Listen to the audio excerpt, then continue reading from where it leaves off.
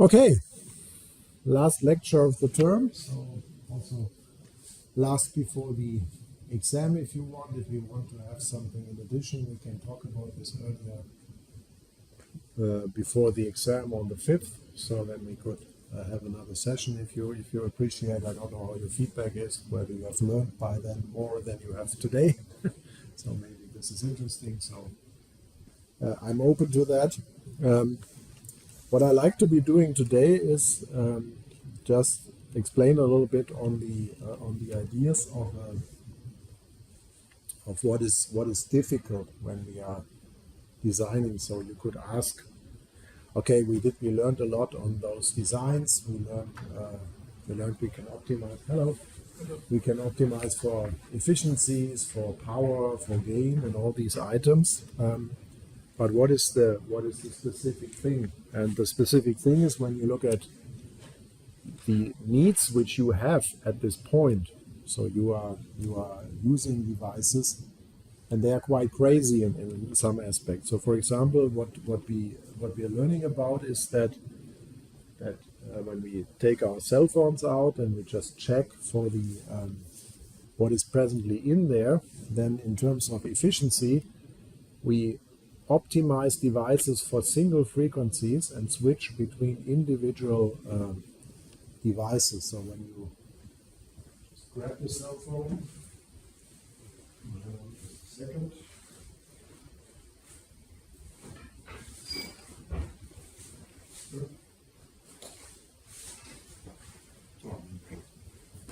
Anyway, cell phone, and half of the volume is just in area is, and this is what you see here on this scale, is specific PAs or transceivers which are optimized for one frequency, which is quite a surprise. You could argue that you're covering different bands with performances which are still okay, but why spend more than one amplifier for the technique? And the reason is because when you optimize individually, it is better to do so rather than to take one component, be less efficient, less performant, and And the question is then why would you at all do that? Yeah, and as you see, and this is something you can also see in your cell phone, this is a relatively old platform which I'm showing here, because there we can still individualize the devices, because today they are completely integrated in the environment. So this is just something which is more classical PCB type, but you still see that the lower part is the processor and also the baseband processing, which we need for the modulation.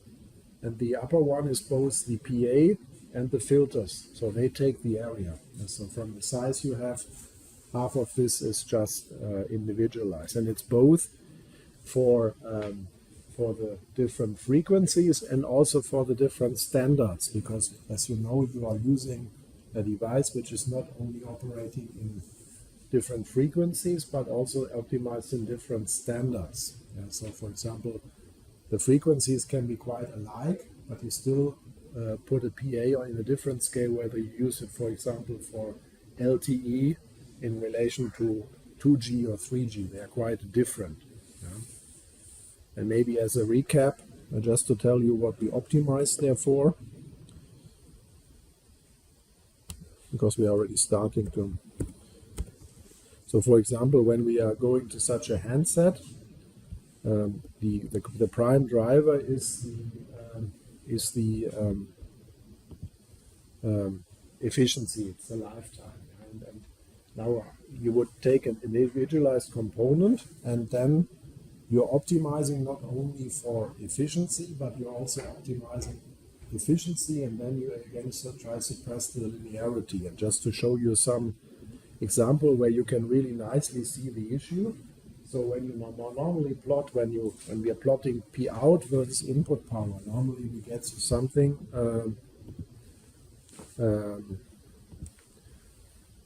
power out versus power in. This is how you know. Here it's plotted efficiency versus output power. Yeah?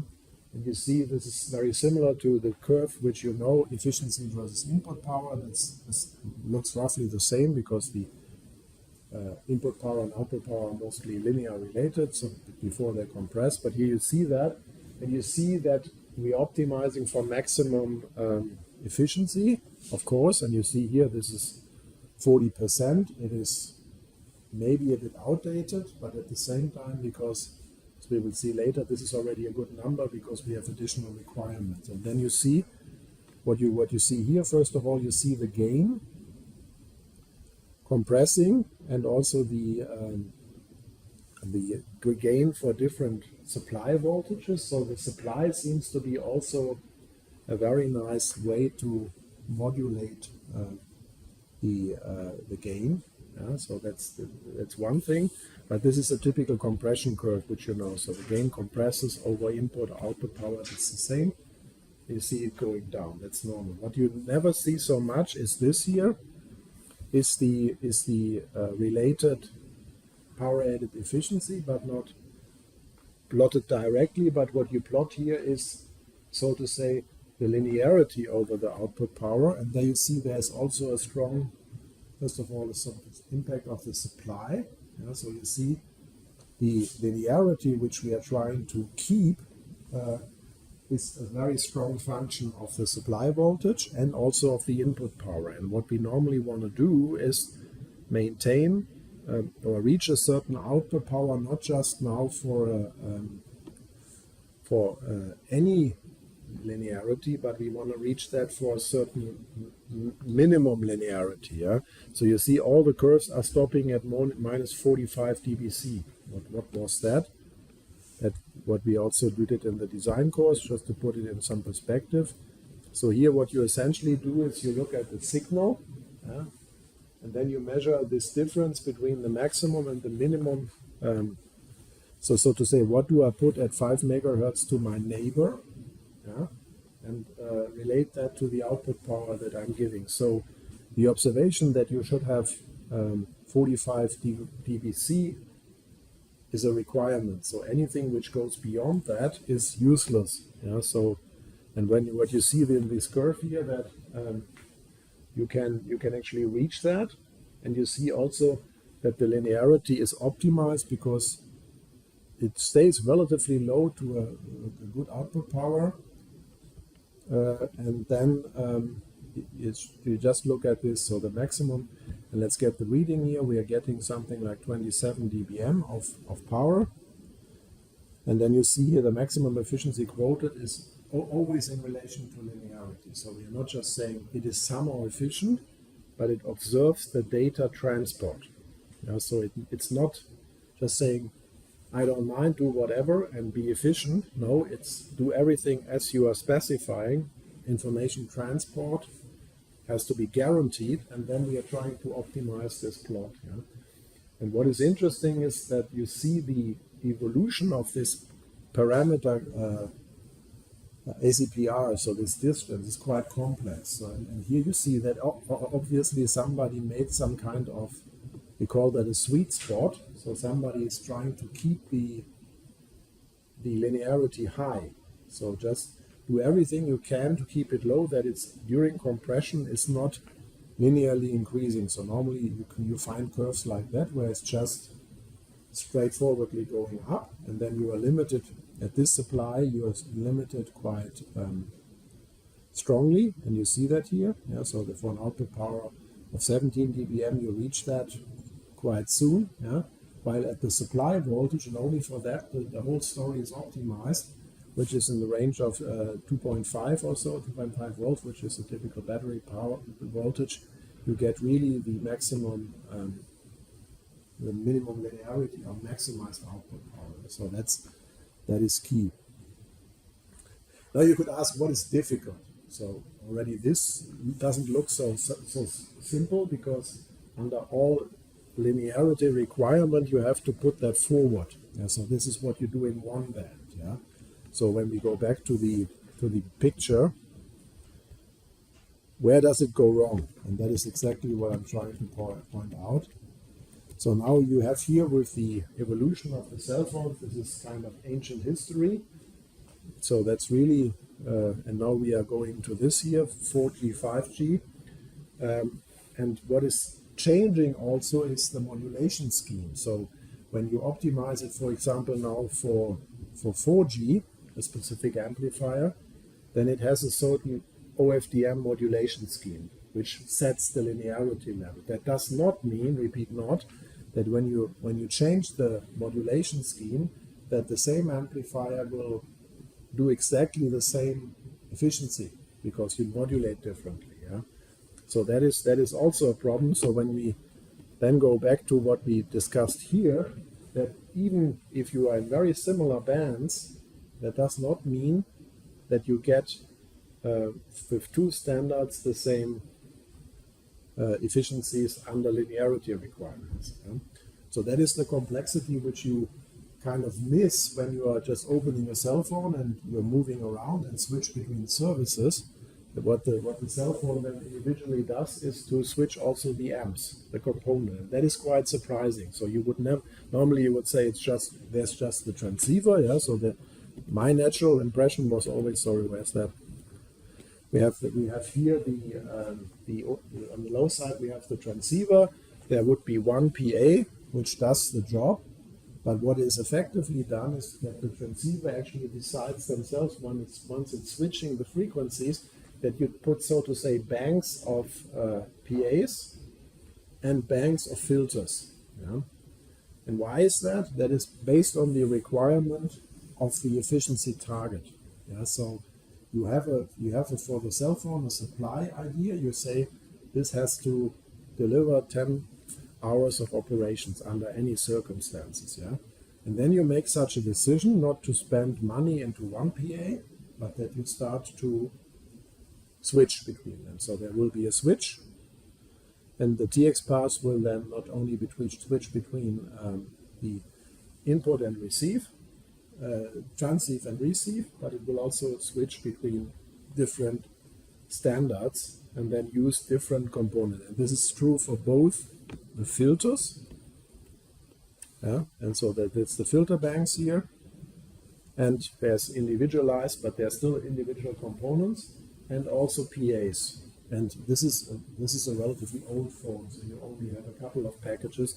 The number of PAs you have in your present cell phone, if you bought now the most recent ones, you have up to 100 individual PAs. And that tells you something about system requirements. Normally you would say, why put so much money on additional equipment? You would say, I can save that money, but the answer is no, you can't, because as specifically from this linear transmission, the requirement it sets, that makes our life worse and worse. Yeah, and that is one way of looking at that, but the other way of looking at that is also that you move between. So once you have done that for one frequency, you also have to think, okay, now I'm going to wider bands, and this is the other thing which I want to talk about today, that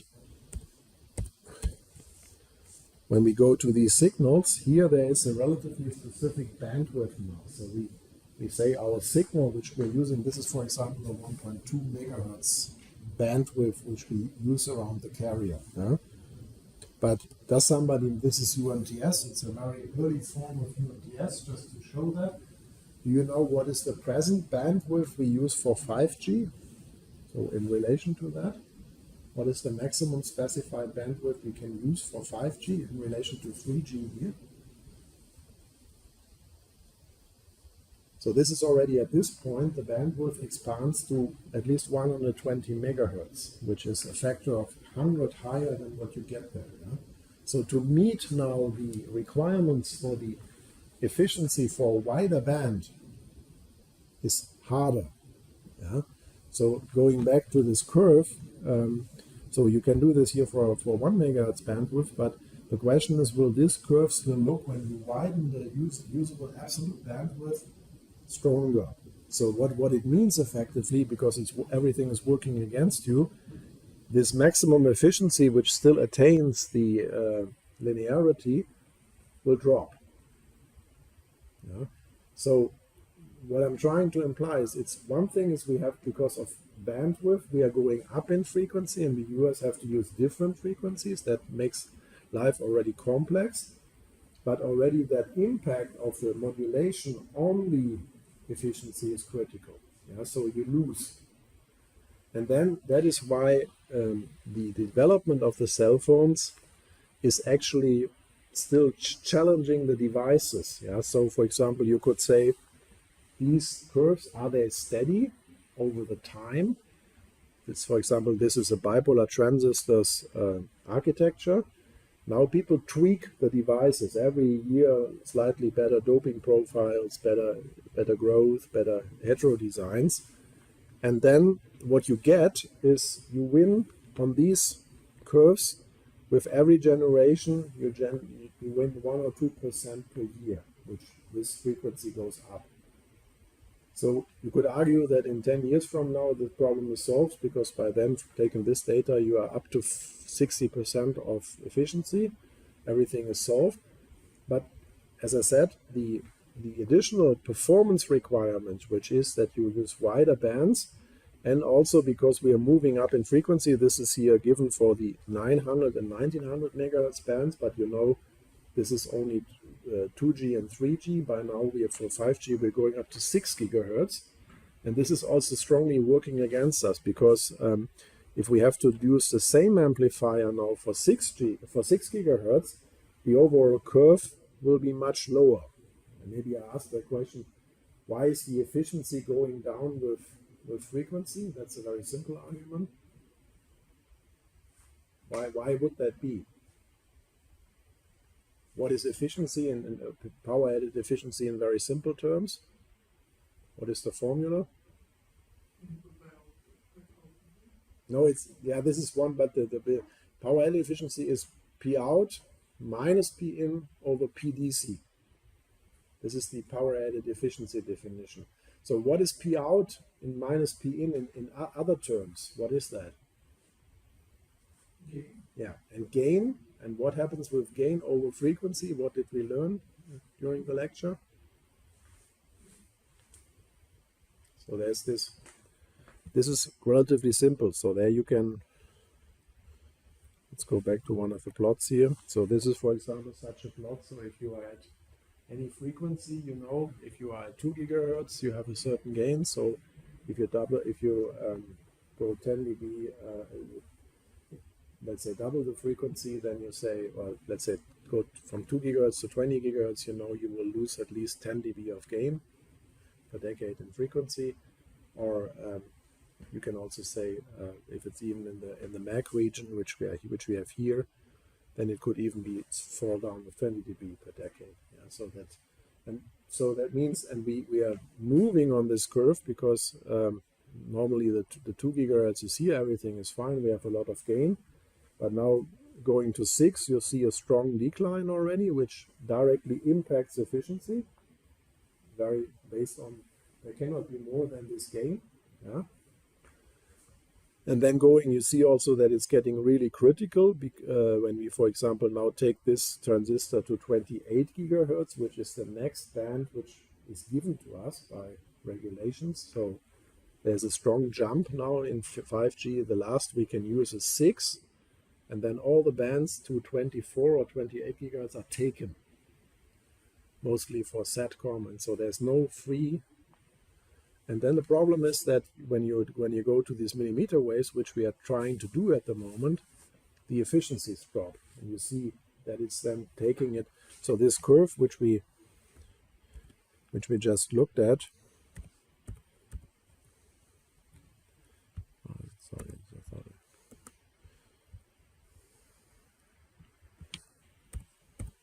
So these curves, when you plot them the same way here, this is maybe for 1800 gigahertz, then these will drop significantly.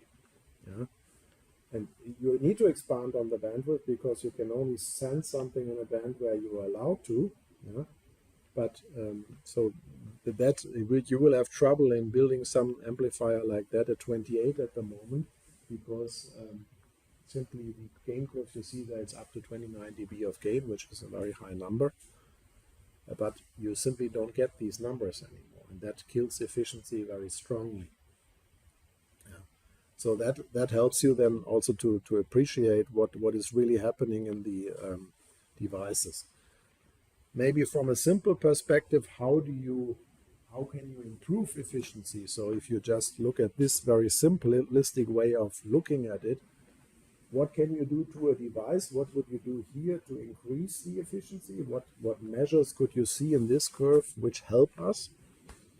So where would you tweak these curves in order to get better efficiencies? It's actually quite simple. Just say what you think you should be doing. So where are losses hidden in this graph?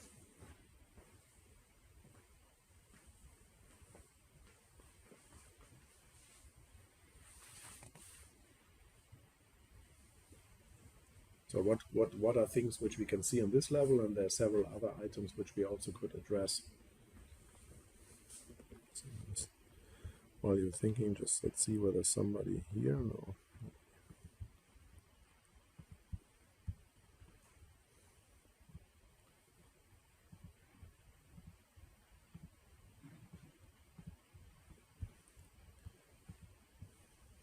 So what could be a decent, so where is efficiency hidden? Maybe also thinking when you had some power exam or something like that already, what could be, where's power deriving losses from when you make a switch? Maybe that helps you too.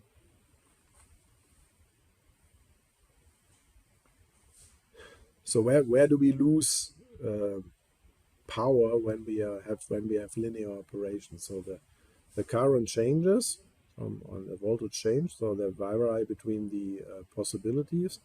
And for example, this point, how is this defined? What is that? What you effectively see there when you go to this region here? Why is this a loss mechanism in a way? So you're turning on the current, and then when you minimize the voltage, you're not going to zero of the voltage. What does that mean? What do you learn about the channel there? The channel itself has a... Yeah, also that's true, but here you're not looking at something dynamic, you're looking at something static. It's even simpler. So essentially, this is the you put a voltage to source to drain, and you get here at the end, when a current flow, you get this type of slope, which means that you have a channel. So what does it look like? So you plot current over voltage. Stroop goes straight up, so it's a... Yeah, and linear means it's a resistance.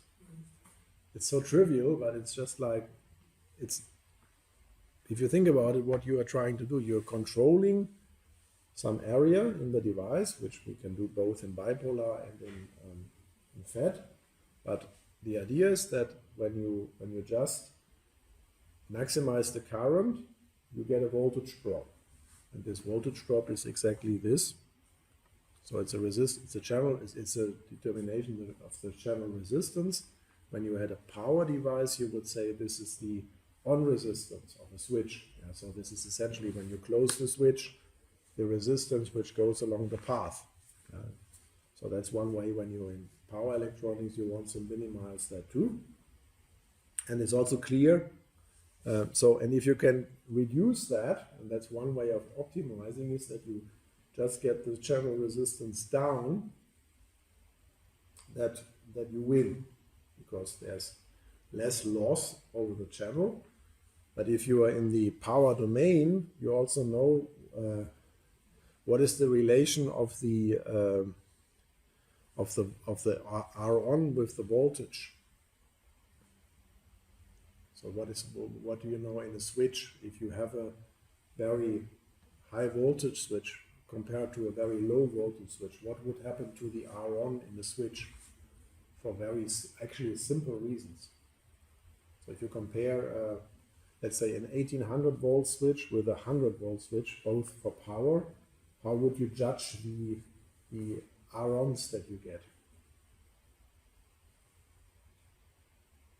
So should the switch with the lower voltage capability, should the R-on be lower or higher or identical?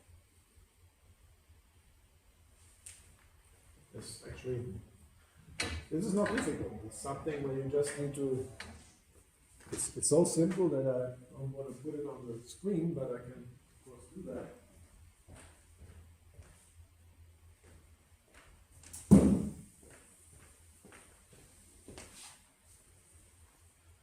Maybe explain a little bit on the table. Chalk. So if you have a switch, which you turn on and on, there's source and drain. Yeah? Now you're closing the switch, which is this value, and you get a resistance R. So let's support, and then you're opening the switch, and the requirement is that it supports a certain amount of voltage, let's say, as I said, 1800. And it's a very linear relation. If you have a device which has less voltage capability, what can you then do with the channel length? You can make it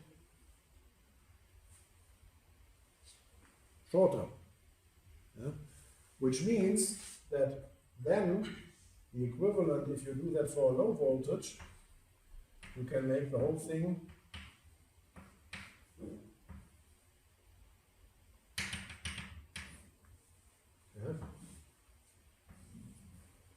you can make that thing shorter, which means directly that the R2, which you get for the low voltage, that R2, for very simple reasons, has to be smaller than R1. Because it has to support, in first order, the voltage capability is a direct function of the voltage. Yeah, so you say, of the length, so to say. And how do you know? When you are taught as a kid, how do you keep away from voltage? You increase distance. That's a very natural thing. We don't need to discuss that. Everybody tells you keep away, which means you're lengthening that thing for higher voltage in relation to the shorter thing. So that means that when we are now in a situation where we want to minimize the voltage capability, so minimize the channel resistance, it means we can trade that, but we will also lose voltage capability. Yeah, so that's something, but it's not really critical because the battery voltage in a cell phone doesn't change, so it's always 3 volts. So the only thing you need to guarantee is that you optimize now this improvement here for the shorter resistance, but you still have to make sure you support 3 volts. And as the 3 volts will be more likely here, so the breakdown voltage of this device has to be 6, 7, 8 volts then. So what you do is, when you minimize this, you should still keep the voltage capability for the battery, but by doing a bit smarter profiling, and especially that is also a very good idea, is you can play with this linearity, because what you can achieve then, if you would lower the level just for 1 or 2 percentage points, or just 1 or 2 dBs, then you can send the amplifier in the same way higher into saturation. So it's not necessarily only the simple requirement for the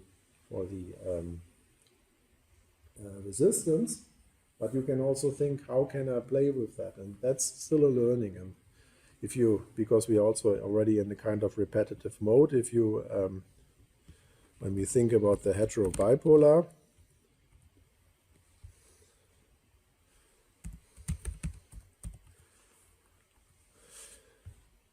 so this is the silicon version.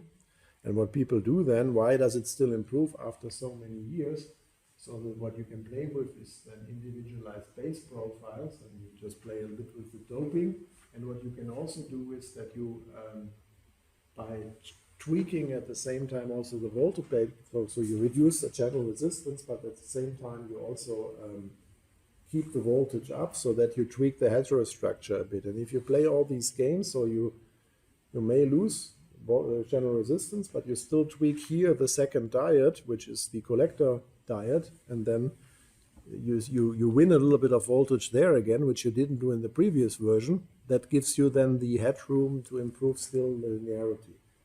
And this is, you can say this is a bit ridiculous, but it's not, because apparently changing between the cell phones you had, it still maintained the efficiency over time. So you didn't really see the degradation unless you were gaming a lot or whatever, really, because they also acquired additional capabilities. But if the battery is okay, you can still survive a full day in functionality by these tricks. And so, and this is, I'm emphasizing this so much because this is really a really relevant thing we are doing. So typically we are not just minimizing power consumption, but we typically, with next systems, we always have also a performance requirement. The next thing you get should be nicer, better, more colorful, more powerful in whatever sense. Yeah? And this is working typically against efficiency. And you maintain the efficiency by either discarding of that. In a cell phone, we typically don't do that. So I don't know who has that, but I never had a cell phone which became worse. There are some, of course, the Fairphone explicitly says we don't want performance, we reduce that to serve better on the side of sustainability. And I want to acknowledge that specifically, but you have to think, that's a very important idea, that we are not always only after sustainability. On the contrary, the mobile stuff we are doing here is just opposite. We are in an exponential rise of the performance, and we justify that by keeping the efficiency reasonable. Yeah? But you could also say, let's do a bit better and reduce performances for certain items, and you would still get even higher efficiencies and higher and less requirements for the data. So these are the two ways to increase performance or reduce consumption. And it's because that's a very fundamental story also in sustainability. When you check whatever is the impact, if you say this is sustainability, it's always a term which has the efficiency times the consumption. Yeah? And you can always work on that, which is, as engineers we typically do, but of course sustainability should go up and the consumption should die consumption. So if we reduce the consumption, then it's very clear that we also win if you take this simple equation for sustainability. So consumption, and that is what you have to check for yourself. Can you win always on the efficiency? And the answer is clearly no. We have to travel less to get there. We have to be less mobile to keep sustainability up. And the other thing is, of course, to work on the efficiency or on the specificity of the pollution, for example. That's what we're doing. So just to explain that a little bit, what we can trade for. Yeah? The crazy thing about the electronics is that we typically have in our hand the ideas of that we typically want something better. Yeah? For performances for the mobile com, we also have other things which also increase here the sustainability again, that we replace, for example, over COVID it became common knowledge not to travel, but to reduce the carbon dioxide production of mobility by better communication. And there's recent investigations you can reduce, instead of going somewhere, even within Germany, you can save 99% of the energy for traveling by communication. It's not the same, of course, because we will not meet the people and it would not be the same effect, but many things we can also do remotely. So that's also certainly one thing we do, which then again puts emphasis on this. Yeah? So the digital aspect is, of course, that we can replace things, and that is where the impact comes, that we hope it's getting much better because we don't spend other things. Yeah. But at the same time, and that's why this lecture is relevant, we have to make sure that the overall impact of the digitization does not become prominent. Yeah, because so far the overall expenses of digital technology is about 1 to 2% of the present current consumption in Germany. But if we continue to push this development, and this is why I'm insisting so much on these items, is that you will go up to 5% easily. And that's something where especially these diversification of new standards and these very high data things become very difficult. Yeah, you have to be very careful that we are not spending again too much energy on the digitization, in the sense that if everything becomes totally digital, there's also a supply error for that. So, and the other thing is, of course, that's something we also missing when we just look at these components. The infrastructure which we have to investigate or invest in, so for example a base station, is also something which requires resources. You have to put it up, yeah? And there you also learn that it's not only the electronic component, but it's also putting up a tower, digging a hole, and all these. So there's more to it than just saying this is consuming energy. Okay, so that helps. So the few things for the exam. So the exam is a written Klausur, 90 minutes. So just to say that, and just in preparation, I brought a lot of questions which we can go through now. Maybe before we do that, is there any question which you have at this point which you want to have re-explained, or something which didn't get nice? Anything you want to know again, or maybe in addition to what we already discussed? Is there anything from the lecture you would like to hear again or ask questions about? It's now your time to do that. Any problem which came up, or any difficult device or fact which you didn't like, or where explanation was given by us was not good? Everything clear? Or did sometimes it's also that we didn't yet have time to prepare for that? Of course, you're in the last week of the term also. But anything that comes to your mind now, you always wanted to ask about the topic.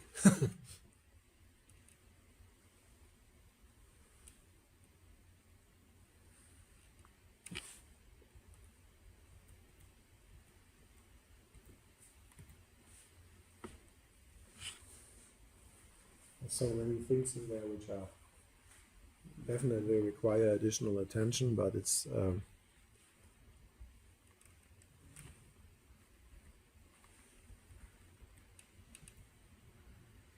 anything here, or just like from the components or whatever you would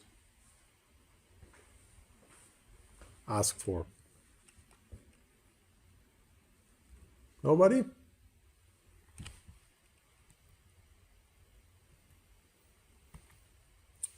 Okay, then let's switch to my questions, that you get a little bit of preparation also for this. So first thing is related to the transceivers, and maybe we can start with that. So which components are in a transceiver? What do we need and why?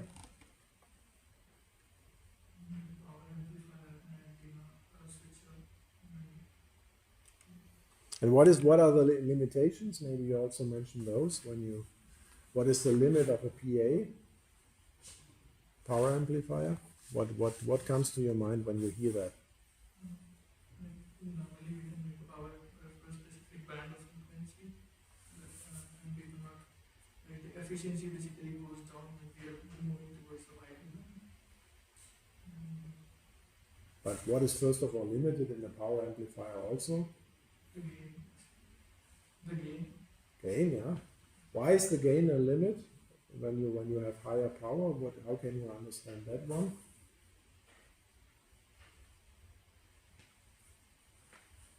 So there was a picture which was in the lecture.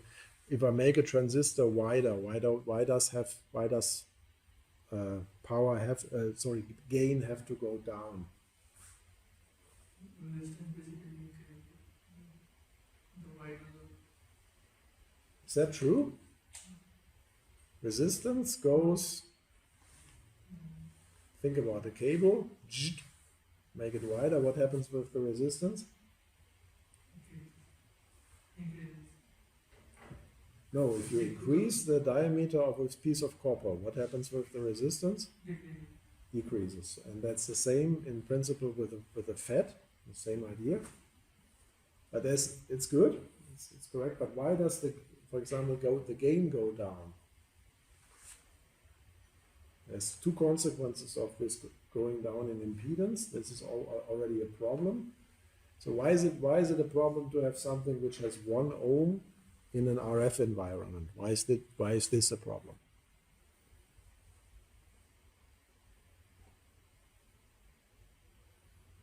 So what is a typical impedance we discuss in Matching be a problem and the power consumption. First, let's take the argument individually. So what is a typical impedance we have in an RF environment? 50. Yeah, 50 ohm, and there's many discussions why we say that, but remember there's the free space impedance. It's 377 ohm, which is just here when we do nothing. And then what happens? Typically we are not in free vacuum, but we are in an environment. And what happens with the impedances when you go from open air to materials? Also goes down because there's a correction by the epsilon. So the wavelength goes down and it settles things down. Yeah. And why is it a problem to have a 1 ohm device in a 50 ohm environment? What do you lose? Yeah, and what can we do for a single frequency? I mean, can we match 1 ohm to 50 ohm? Complex conjugate matching. Yeah, but what is the problem? You have to describe what you're trying to do. So there is some network which will transform 1 ohm into 50 ohm. That will always work, but there is a but in this argument which I'm giving. This will work only for one frequency. And why is this a problem? That's very correct. Very good. Go on. Because we will use more than one frequency, we will use a term. And if we optimize for one frequency, that would be not the case for other frequencies. Yeah, and that's crucial. That's fundamentally crucial because it means that already the sizing limits your bandwidth. So I have this idea, I supply whole Freiburg with 1 power amplifier, but that means that both the input and the output impedance of this large device goes down. So I'm going away from 50 ohms, so I can only achieve the minimization of reflections by limiting my bandwidth. And that is a very fundamental story. Yeah? So, because you cannot tell the atmosphere, don't rain. No, but this is the key. Yeah. So for transmission and for supply, you cannot say losses go down. Because we have that strange idea that also during maximum rain, we had some occurrences this week, family sitting in front of the broadcast, TV coming from a satellite, suddenly whoosh, rain, everybody completely disappointed, no TV anymore. you could go to fiber. I know, but this is the broadcast case. So you get it from the satellite, there's the atmosphere in between, and there's great disappointment if the broadcast doesn't work. And that this is because the channel capacity is a strong function of the attenuation, because if there's water in the air, yeah, so you build it to maintain transmission, so you power, you give it enough power, and then you're running into this story. It's a very strong requirement. Yeah? So availability. So you can say, I build an internet which works on a sunny day, not so good, because people potentially will be home when it's raining. Yeah, so that's a counter argument. Why is the efficiency of a power amplifier always smaller than 100%? We just talked about it. So what do we have in IMI? There's always the channel resistance. So there's always, when you connect one contact to the other, there's always something in between, whatever you do. That's the story. And the second argument, why do we have efficiency losses at all in these different classes of the amplifiers? What is always a loss mechanism we have in any sine wave?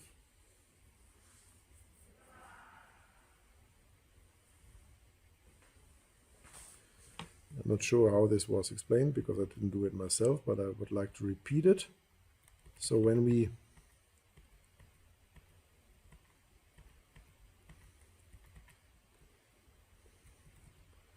look at this, when we are changing the current waves and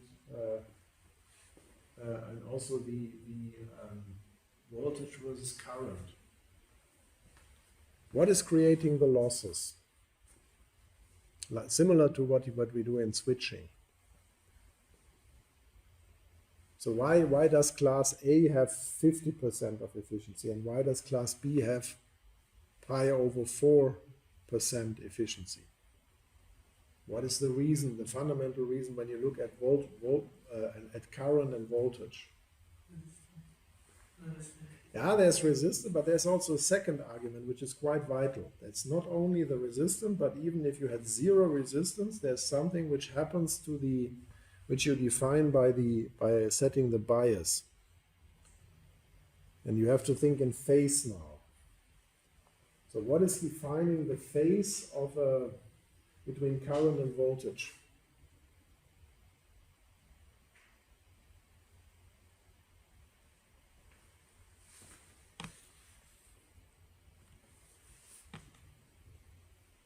So so it's very clear that the class B has a higher efficiency than class A because you're overall putting in less current into the story. But what is also defining the ratio of, so where are the losses if I plot voltage and current dynamically? So that's something, because we're in the room, we can do that.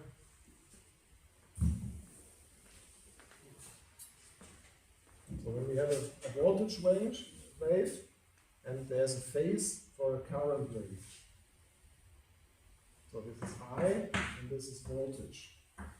This is now the dynamic wave, so this is what we do when we are oscillating at 2 gigahertz now. So where are the losses in this?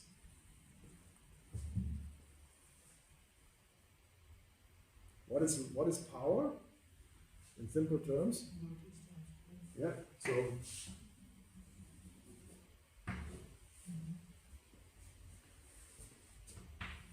so anything where we have overlap in voltage and current, that's a bit tricky. It's actually quite clear. So ideally we could make an amplifier where you have voltage and current. So this is volts, and this is I. So that would be the ideal case. There would be simply no overlap between voltage and current, and that means there would be no dynamic loss. And this is something which we typically don't explain so well. But this is also something what you adjust when you are changing the load line and also the biasing. So there's, apart from just saying there is a difference in class A, we are also defining this phase angle between voltage and current. This is another way of looking at that. Yeah? So this is a dynamic way. So even if the R1 goes to 0, if there's no channel resistance, this phase difference would make the pace. And of course, what would be a problem? This would have 100% efficiency, but would it help for what we are trying to do in communication? If the current looks like a square, this is when you get this, typically, you can get this, but this is, for example, a heavy metal concert would look like that, when everything is completely trashing. Yeah, so really loud, not linear anymore, but you're creating harmonics like hell. You can achieve that, yeah, so that there's no overlap, but it's also very clear that this will not allow any linear transmission, because it's already obvious from the sine waves that they're not sinusoidal anymore, so they're very bad. So, and this would create a maximum content of harmonics. Yeah? And if we are going, this is this story here. So you can build switch mode amplifiers. So here it's given again voltage and current. And the overlap, if you just try to find an overlap, it's 0 dynamically. Yeah? So perfect, but it must go wrong, because you know that here, because in this, if you think that situation which I was showing from the mixer pyramid, then what do you get? You get very high harmonics in 2FO and 3FO, and they go back to this term again. Yeah, this is the 2F0 minus F1, which is the intermodulation product. And this is exactly what I was showing you earlier. The ACPR was the distance of this contribution in the frequency spacing to the maximum. And this we are trying to keep low. Now I'm building something where I'm creating harmonics like hell, so this cannot be good. No way this is going to be okay. Yeah? And those in the design course, they realize that you can play with the harmonics, also with the tuning of the harmonics, but you also start modifying a sine wave into something rectangular. The question is the efficiency improvement overcoming, or is the linearity getting worse? And that's a very strong trade-off. Also a good repetition of what we are doing here. Let's come to some more questions. What are main components to the equivalent circuit of a FET?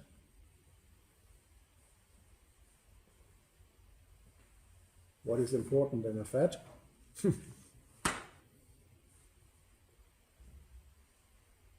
So which elements come to your mind if you're trying to draw the equivalent circuit? First thing, which capacitances do we have? Input, output.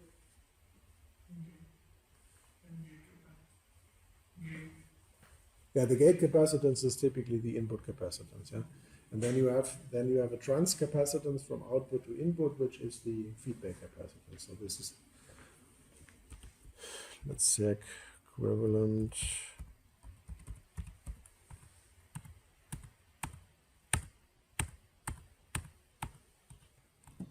Yeah. So you have the trans capacitance is the CGD from output to input. There's the input capacitance here is gate to source, and the output capacitance is there. And then we have no input resistance in a FET, but we have an output resistance which is parallel to the transconductance. The transconductance is the forward gain.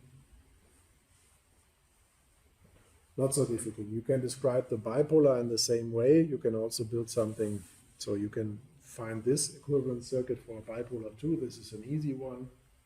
The actual bipolar is a bit more difficult. That's why there's no specific showing of that in the lecture, because it's a bit not so clear. So it's easier to use the FET description for that, because you have the same elements. No?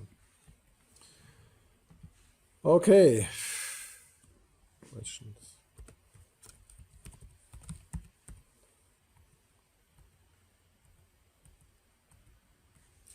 What else? What does conjugate complex matching mean?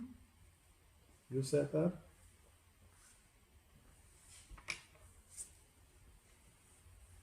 What do we optimize when we mix conjugate, or what do we minimize? I think you said it, reflections, and so that overall means we are maximizing the. No, it's even more. It's not only the forward transfer. That's correct, yeah, but you're also optimizing that one, but it's gain in general. Or minimize loss. If you have a passive line, if it's ideally matched, you only see the losses which you have in the structure. Yeah. Where's 100 ohms in the Smith chart?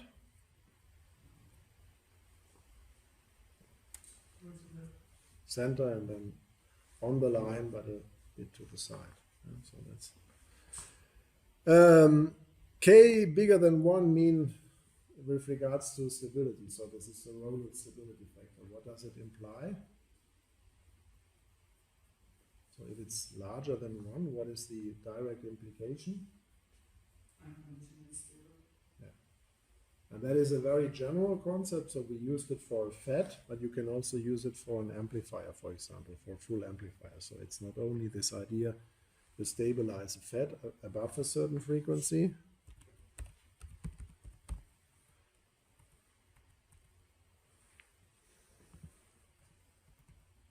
Here.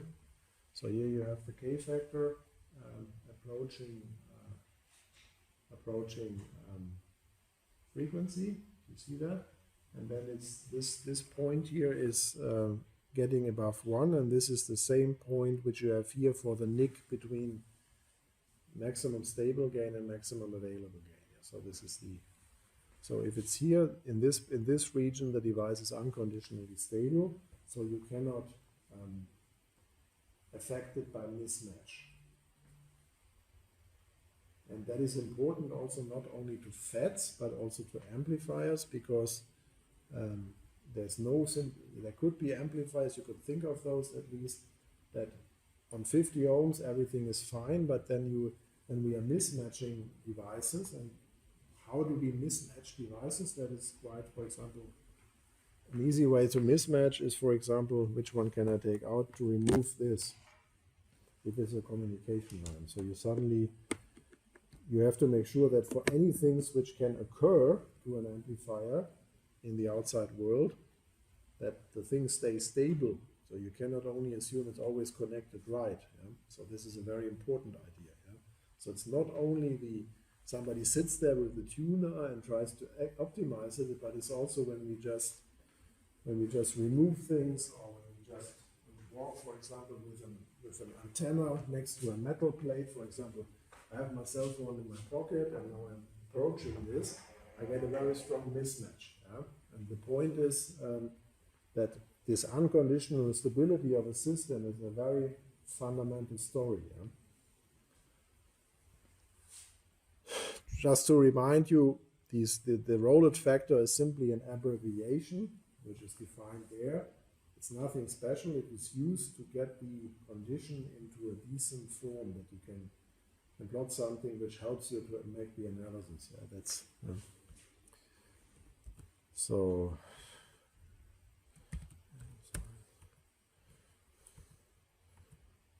Yeah. What is the equivalent wavelength of 100 gigahertz?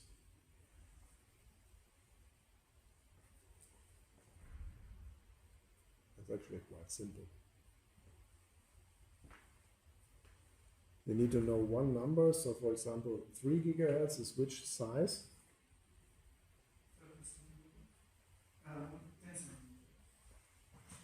If this is my cell phone, this is 3 gigahertz, 10 centimeters.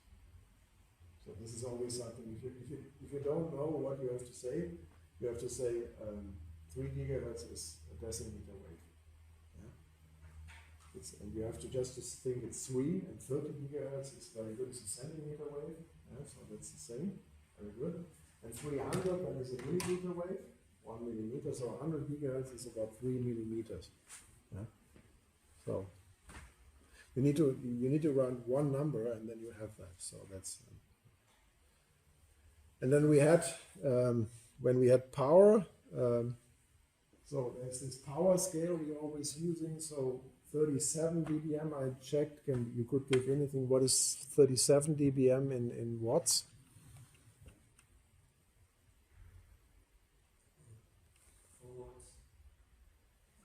4 is 36.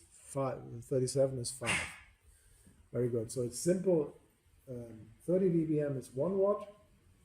Double it, it's 33, 2 watts. As you said, 36 is 4 watts, and 37 is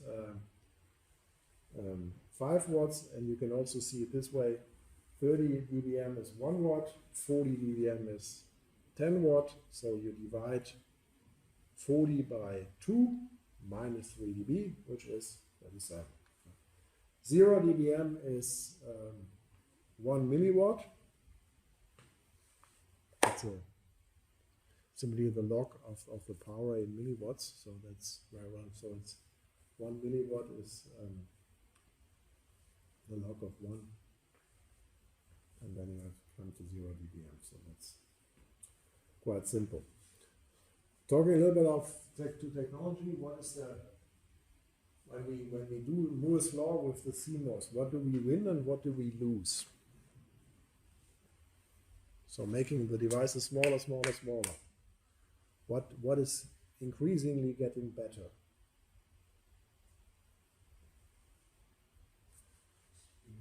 Speed. Yeah. So how speedy are the present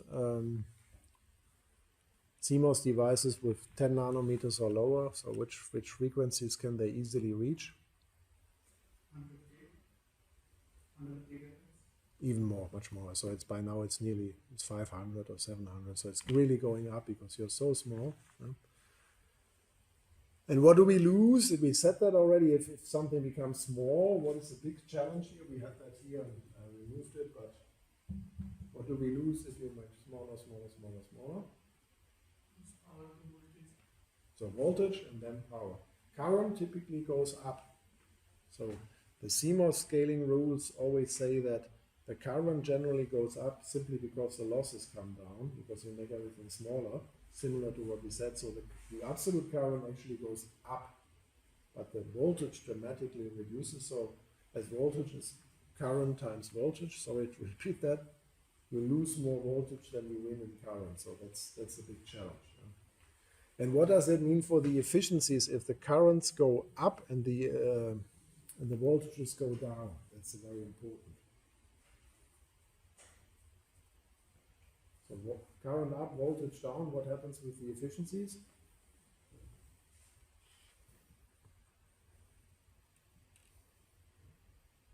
That's simple, so Ohm's law. R is U by I. So I goes up, voltage comes down. So resistance per unit area goes down, but at the same time you're also making the devices small, so you have significant impedance challenges. They first for large devices, for large currents, they go down. If you look at the small devices, they go up, but you don't have any current anymore, so because it's reducing in current also. Yeah, so impedance-wise, it's not well to be matched. Everything works actually against you. So why using heterostructures? What was that? Because in infrastructure, when we are like having a bend in the band gap, so there comes a band, like an area of material where the conductivity is very high, so we can use that. Yeah, so you separate the carrier, that's what you said. So you keep an area where you're not doping from an area where you're doping, and you keep an area free of dopants, and you do that by conducting in a region that there stay. First of all, you have this confinement, which works like a tube, so carriers will not go above and not go below. That's one thing. And then we also make sure that the carriers are not conducting where we have put the doping, because the mobility will be low. And we want to conduct them where it's good. It's like a water pipe. And so that's one idea. And for the hetero structure, hetero bipolar transistor, what was this reason?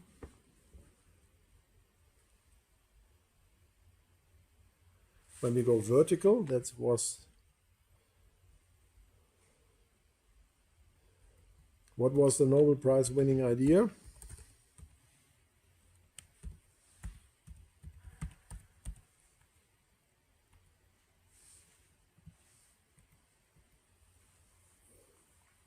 Why is this better than the normal bipolar?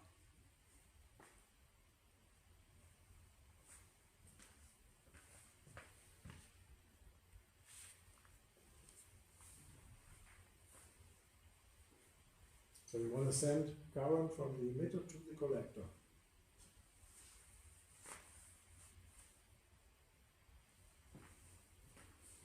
And what can go wrong? What would be the ideal bipolar without heterojunctions? What would you do with the doping?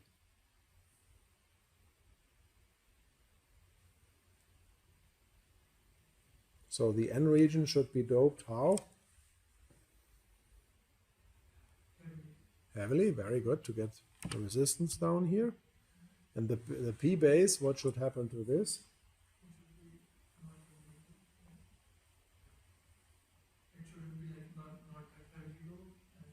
Yeah, that's already the reaction. Why should it not be heavily doped?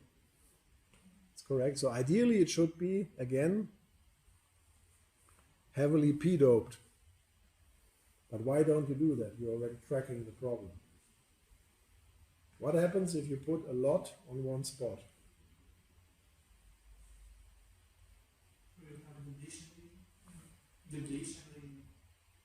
We are trying to avoid the depletion rate, so we're putting as many carriers as possible. So to avoid depletion. So we want to put as much as we can, because we want to get the resistance low. But what is the problem if I'm doing so? If I'm putting a lot to one spot and not to another, what do I immediately get? Diffusion. And that's always the story of the bipolar. You get this bipolar works as a device because you heavily, it's much easier to control because you have these strong differences in the doping. Yeah, so the reason why the carriers go up here is this heavy doping. Yeah, so they want to go to the other side, but the problem is also that on the other side the holes also will want to go back to the emitter. So you want to inject electrons into the base, that's wanted, but you don't want the holes to go back from the base into the emitter because it's a counter effect. Yeah? And so what you want is that by placing another barrier,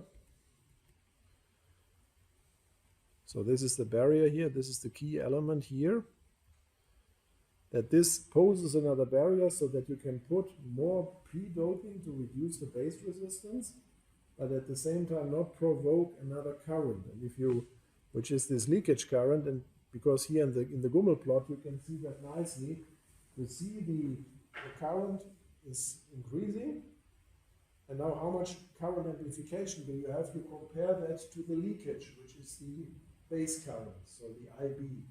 And if you put a heterojunction in between, the base current goes dramatically down by an order of magnitude. So you win.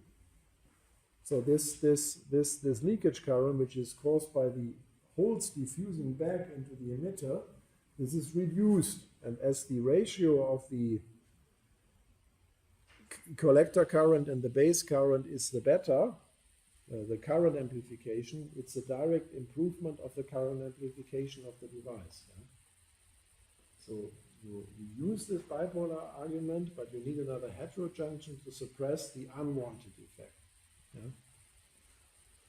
And the other impact is that you here can get a relatively higher breakdown voltage by the second barrier. So we are not only putting a barrier on this side, but you're also putting a collector. This is a bit strange. So why should? Because I always told you there's the water slide. So you're going down here between collector and between base and collector. So why put another barrier in there? So it's like you're jumping down on this side, you're jumping down my water slide, as I was always explaining. And on the way down, you suddenly get a whoop, such a slide goes up a bit, but it's not problematic because you can, with the voltage, you can overrate that, and you can even use that part to expand the voltage capability. Yeah? So you can use the second heterojunction, which you can put into the path. You can also use that to your advantage. Yeah, so it gives you more voltage. Because, and that's what you said earlier, in case we don't have that heterojunction, we have to keep the base doping lower than we want. Yeah? So ideally, we would run up the emitter to the maximum here, and this is what you would do just to decrease the resistance, and then you would run up the P-base also. But if you did that without heterojunction, as indicated here, you have to keep the P-base doping lower than you would normally like it. So, good.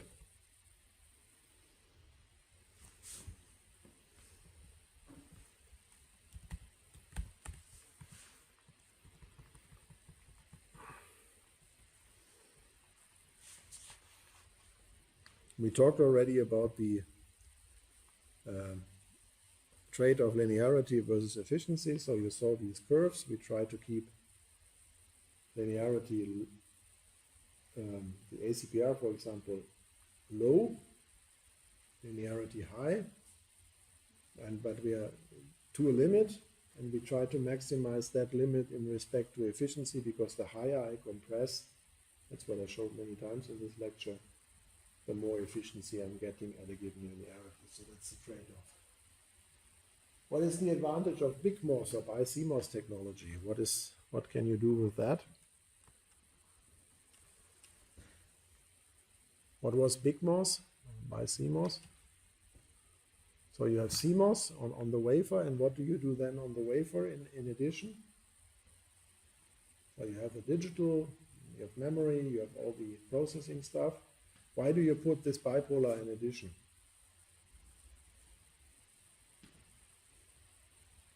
You get an integrated chip, but it has the two advantages. So what is the advantage of BICMOS or of bipolar now versus CMOS? We already said that. So it's a bipolar thing which has more gain. And what is also the advantage? You get a little bit more voltage capability, as I said.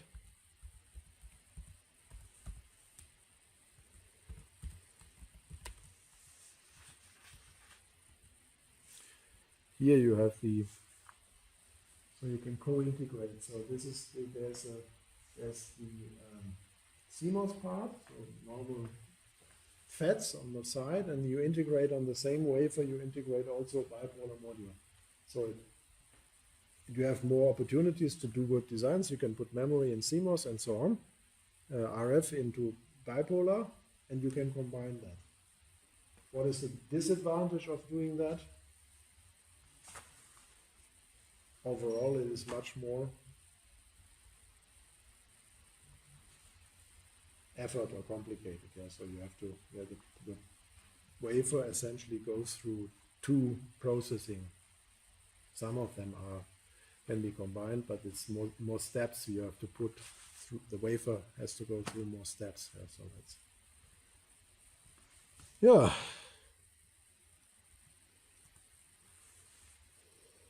Which other? We talked already about the free space why does the class B have and class A? This we already said. So in class A, the overlap is bigger.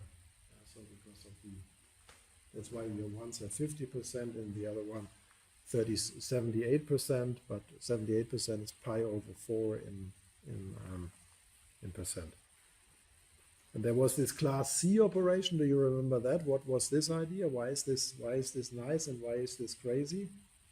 So we have class A and class B. These are the easy cases. What is class C? What did Bersan tell you about it?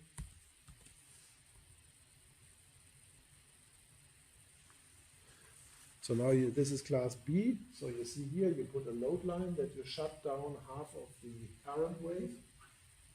And so there's only half of the wave remaining because you cut it off by reducing the control voltage at the gate or at the base. So you're making a semi, how do you say, Gleichrichtungs,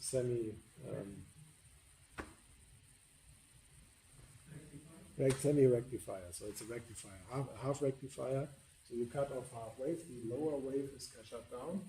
And what is now class C in relation? So how can you play this game further? So you go from 50 to 78. What can you do further? So assuming you have zero, you have reduced the quiescent bias to 0 in this plot.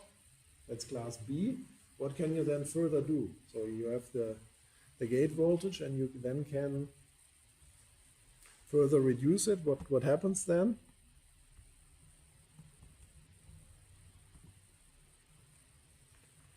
You can take it even further down. So you can make the wave which still sticks out positively, you can even shut this down. And so you also from the upper current wave, you take off a little bit. So you just, this quiescent bias which you put at the gate, you just take it even further. So you need a more positive swing in the positive direction to turn on any current. And the big treat of that is that ideally you could say efficiency goes to 100%, which sounds great, but there's this is something where you have to be very careful with efficiencies, and that's why I'm saying that's one learning from numbers in engineering. What is the output power of the situation of 100% efficiency? If you do that, if you continue doing that, you take down the current wave further, what is the resulting output power you get?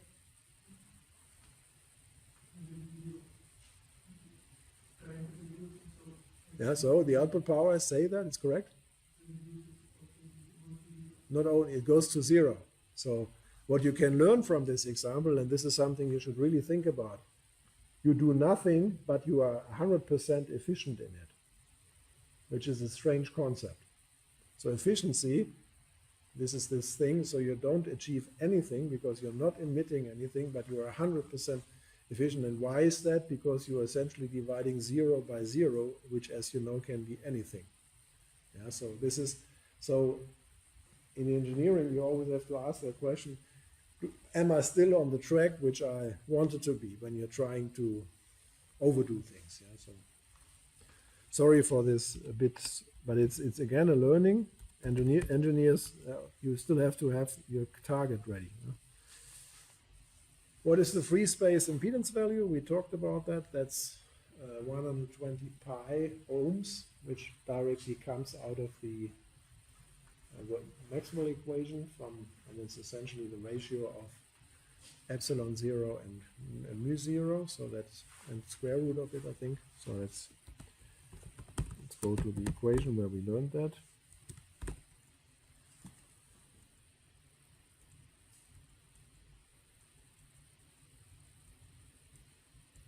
Here. So it's the square root of mu 0 and epsilon 0. So, and this is 120 pi ohms, and is even there if there's nothing. So vacuum has an impedance. Nothing has an impedance of a finite impedance, which is wave theory.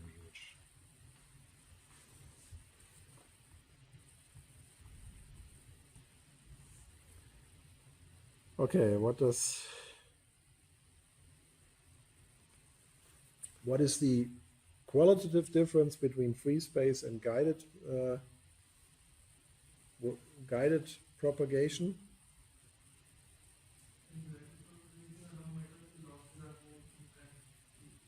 Yeah, you have a guidance, so there's a loss, an additional loss mechanism, which is often the significant one. So the metal losses are critical. Yeah? And what do you get then in the wave theory, so to say? They're transversal, but they can also, if the losses get up, there can also be a longitudinal component of the electric field, and this is some of the wave, so to say. And your teachers in physics always told you there's no longitudinal EM waves, but it's not true if you have losses. So that is the difference. How does one make a MOSFET? So why do I ask this question?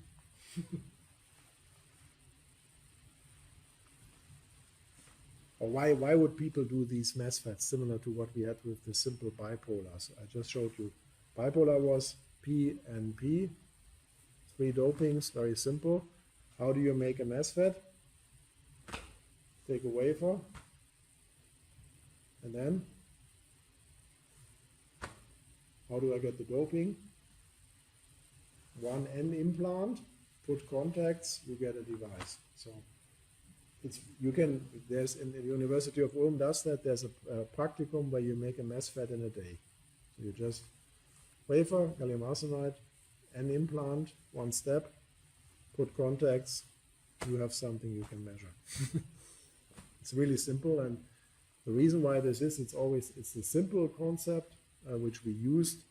For example, the early story was that Wi-Fi was already early at 5 gigahertz, and you needed a device which would have gain there without having to build something more complex. And so that's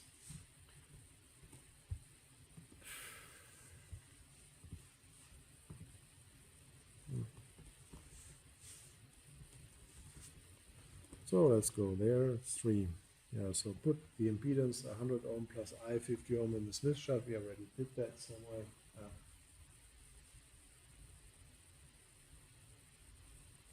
Calculate the lambda over 4 impedance for Wilkinson divider for a 70 ohm system.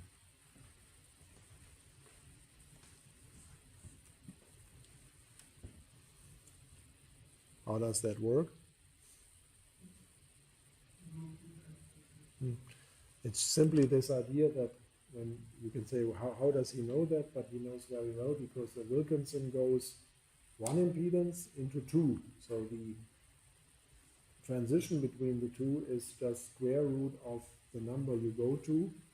So it's 2 in length. In impedance. So you have, if you have a 50 ohm system, you take square root of 2 times 50 ohm. If it's a 70 ohm system, you take square root of 2 times 70. It's because you're just, and if you go into 3 ports or 4 ports, you just take the square root of 3 and the square root of 4 in between. 3 items which change the CMOS into an LDMOS. What do you do then?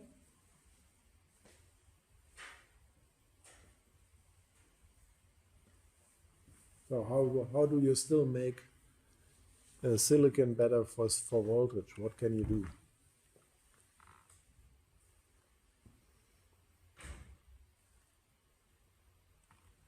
Remember that? That is maybe something which is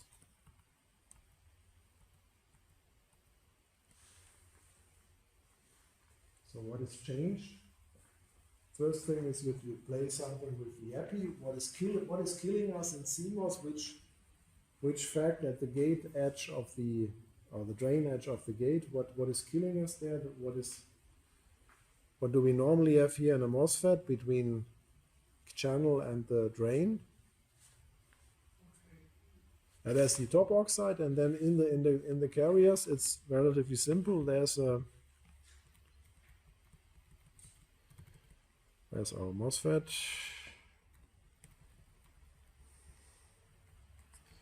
So normally we have, let's take the other one.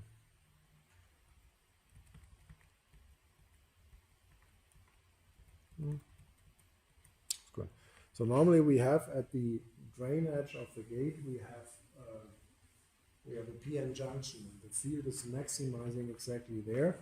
So if you want to reduce that maximum field, because it's because of the PN junction and a small depletion area which is resulting there. So let's get rid of that strong change, and that's why we do LDMOS. We just, instead of having this junction directly here, we make it more subtle. We make a small increase. So you have p-doping in the channel and strong n-doping at the contact, but you don't make it sharp, but you stagger it, so to say, with so many implants. So there's an intermediate step. And from the other side, you take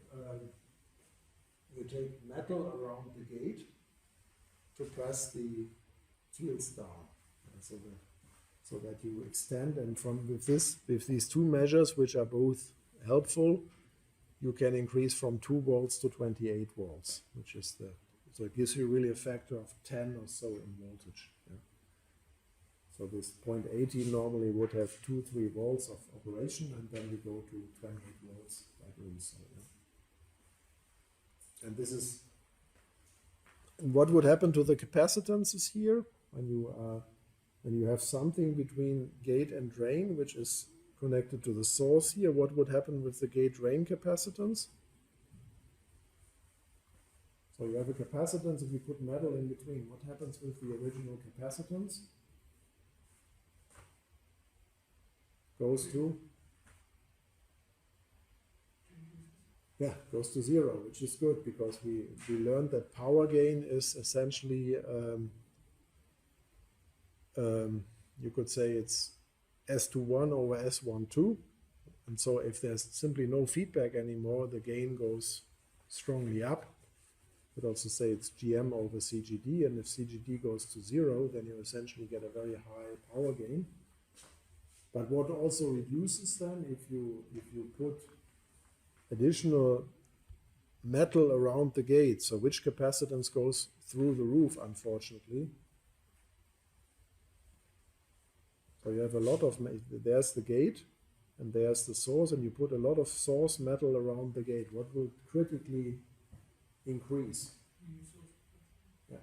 And the input capacitance is a strong problem, because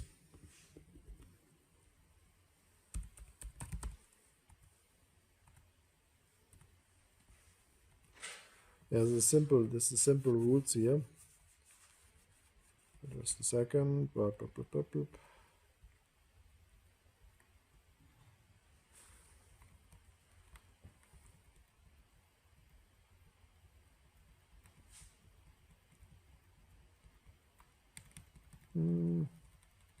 Yeah. No. Oh, wrong part of the story.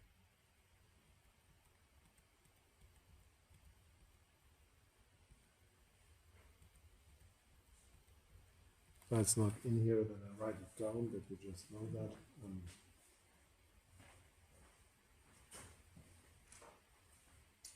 So the FT is, which is the current rate, is GM over CGS, which is the input capacitance. So this is the current rate.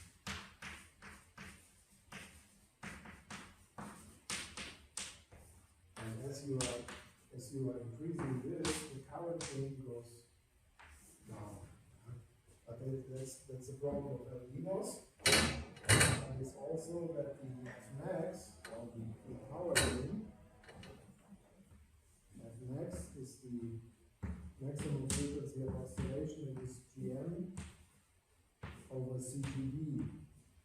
And with this reduction, if the CGD goes down, this goes up. So this is a bit strange that we build a device which nearly exclusively relies on power gain, but has at the same time much lower current gain. So you have a product, you kill one strongly, but you still win. Yeah. So the LDMOS wins only on the power gain, while the current gain is really a mess. Yeah? So that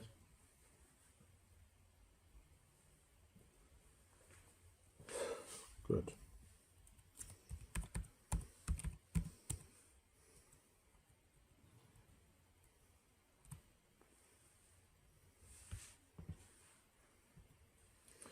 Anything you want to have explained from those? And many we already.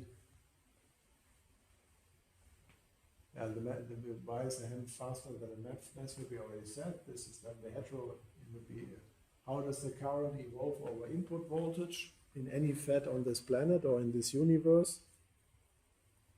So in a FET, how is the relation between the voltage and the early onset of the current? What type of relation is that? It's not linear, it's nee, that's in the bipolar, but it's not bad, but this is in the bipolar, but the FET has square. So is it, in any FET on this planet, its ID is a function of VGS square. That was in one of the equations.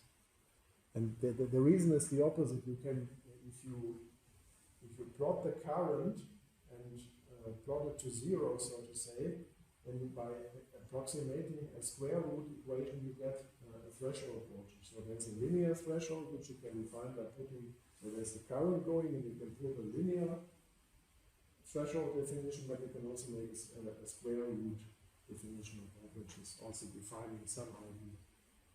So it's a quadratic behavior in a FET, and in a bipolar, that's correct. It's an exponential. That's and just how are GM and GES defined? So one is the current over input voltage. That's the transconductance. So output current change over input voltage is transconductance, and output current over output voltage is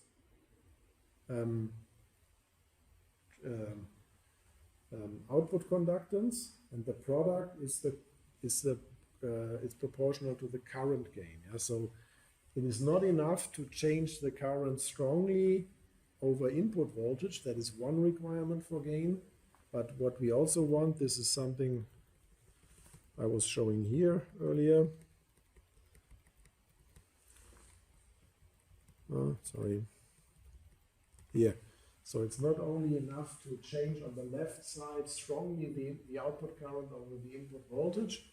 If you want power gain, you also have to keep in the morning I explained that you either call it the early voltage, which is in the bipolar the voltage where the red lines cross the zero line far out on the other side. Yeah? So that's definition of early. Or you could say there's simply no change of the output current over output voltage. And because you're producing a current source, you want the quality of that current source to be extremely good. So you don't want any change with the current change that the voltage is changing. And then you want a more or less unsteady behavior there. So that's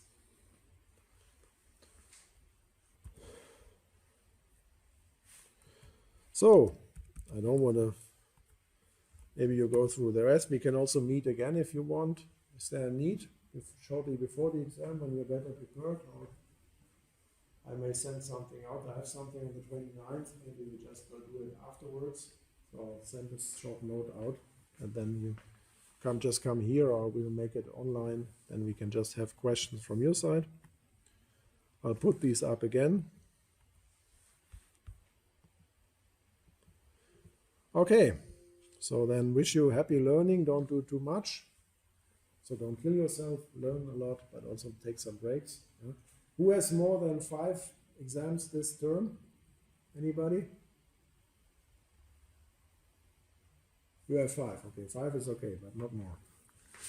Okay, then wish you happy learning, and then we meet for the Klausur on the 5th of September, and before I will put out another date that we meet, probably on the 29th of August. Okay? Was nice talking to you, and stay with the topic, and happy learning. Thank you very much.